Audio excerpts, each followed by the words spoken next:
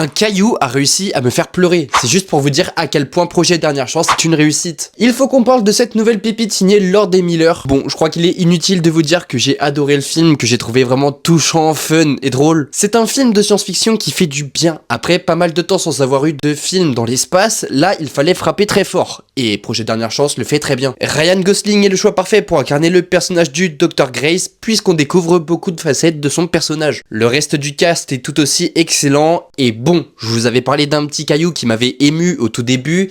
Parlons de Rocky, le MVP du film. Puisque oui, il arrive quasiment à éclipser Ryan Gosling. Non, je rigole pas. Il est très touchant, ses interactions avec le Dr Grace sont très drôles, à tel point que je me suis même étonné d'avoir rigolé quasiment tout le long du film. Et oui, le duo fonctionne très bien. Pour ce qui est de la musique, eh bien la BO est très sympa. Bon, on n'est pas sur du Zimmer dans Interstellar, mais ouais, la musique fait vraiment le taf. Quel régal également de retrouver Greg Fraser à la photographie, lui qui m'avait manqué après les succès de The Batman et d'une partie 2. Sa patte visuelle m'avait vraiment manqué et franchement, bah merci beaucoup parce que le film était à couper le souffle. Parce que visuellement et esthétiquement, le film est une réussite. Il est vraiment très beau. Il y a un jeu de couleurs assez impressionnant qui va venir nous régaler la rétine. Et oui, les décors sont très réalistes, la CGI est très bien réussie, on se croirait vraiment dans une fusée qui navigue à travers l'espace. Bref, foncez voir Projet Dernière Chance sur le plus grand écran possible et vous, si vous l'avez vu, n'hésitez pas à me dire dans les commentaires ce que vous en avez pensé et abonnez-vous pour ne rien rater.